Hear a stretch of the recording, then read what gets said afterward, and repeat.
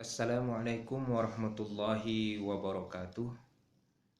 Saya Habir Jais, salah seorang petani di Kabupaten Indragiri Hilir, petani kelapa.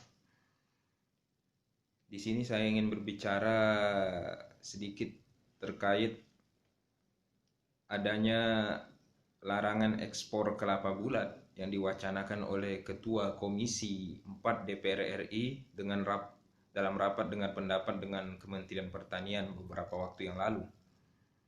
Saya sebagai petani dan juga mungkin kawan-kawan petani yang lain sangat menyayangkan bila regulasi ini benar-benar dibuat. Karena kita tahu beberapa waktu belakangan ini dengan kita mengekspor kelapa bulat hasil panen kita ke luar negeri, itu kita mendapatkan harga yang cukup tinggi dibanding kita menjual di dalam negeri. Jadi misalnya kita ekspor ke luar negeri, itu kita bisa dapat harga di kisaran Rp3.500. Sedangkan bila kita jual kelapa bulat ini di dalam negeri, untuk industri dalam negeri, itu di kisaran harga Rp2.500 sampai dengan Rp2.800. Jadi ada selisih harga yang cukup besar, sekitar 700 sampai dengan Rp1.000. Nah, pilihannya memang kalau dihadapkan dengan kondisi saat ini, tentu petani ingin harga yang lebih baik dengan harga yang lebih tinggi. Apalagi di situasi pandemi COVID sekarang ini, kita akan susah berharap industri dalam negeri akan menyerap atau membeli hasil panen petani kelapa bulat dengan harga yang lebih tinggi. Dalam rapat dengar pendapat itu kemarin yang saya baca, Ketua Komisi 4 DPR RI mengatakan harus dibuat regulasi pembatasan ekspor karena khawatir industri dalam negeri akan kekurangan bahan baku. Nah, setelah saya berbicara dengan beberapa kawan-kawan yang ada di Asosiasi Petani Kelapa, kami mendapatkan data ternyata hasil panen per tahun itu cukup, bahkan lebih untuk kebutuhan industri dalam negeri.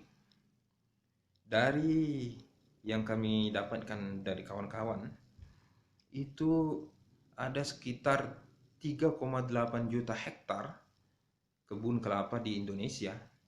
Dari 3,8 juta hektar itu menghasilkan sekitar 15,4 miliar butir per tahun.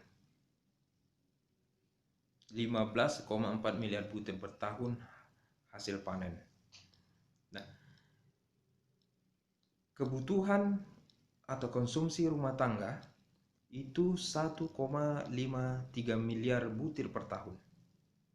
Dan kebutuhan dari data yang dari kawan-kawan asosiasi, kebutuhan industri dalam negeri itu 9,6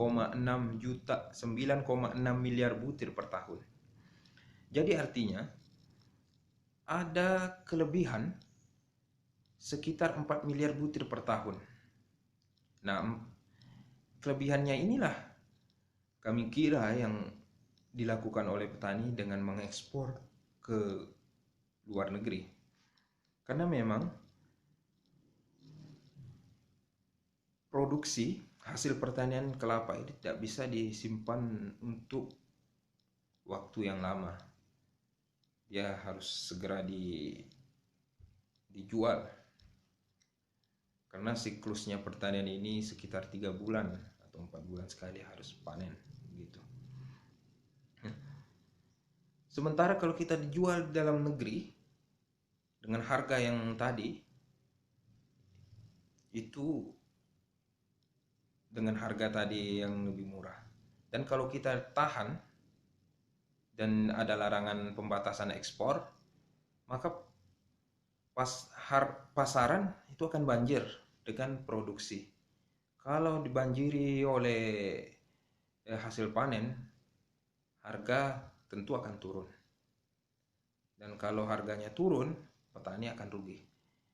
Nah, dulu beberapa waktu yang lalu bahkan itu harga di tingkat petani itu harga kelapa bulat bisa sampai mencapai Rp1.000 sampai Rp1.500 per butirnya.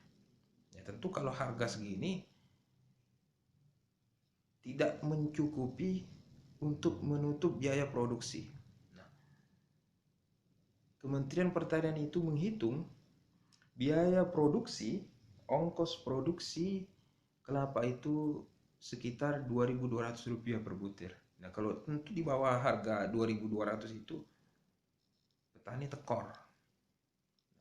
Dan seperti ini, hal-hal seperti ini yang mungkin harus kami kira dari petani meminta kepada pemerintah dan DPR ini duduk bersama dengan asosiasi petani, dengan petani kelapa, dan juga dengan industri.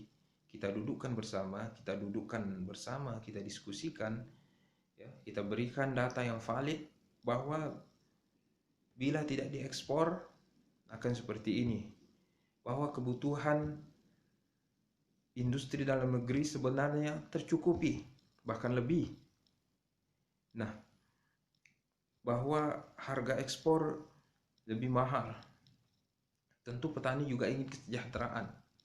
Tentu petani juga ingin menikmati hasil yang lebih dari produksi dari hasil panennya. Nah, kiranya ini menjadi pertimbangan bagi pemerintah dan DPR untuk membuat regulasi yang membuat masyarakat, membuat petani kelapa khususnya lebih sejahtera. Demikian kiranya yang dapat saya sampaikan dari saya pribadi, dan juga ini mungkin harapan sebagian besar petani kelapa terkait dengan larangan ekspor yang disampaikan oleh Komisi 4 DPR RI beberapa waktu yang lalu. Lebih dan kurang saya mohon maaf. Wassalamualaikum warahmatullahi wabarakatuh.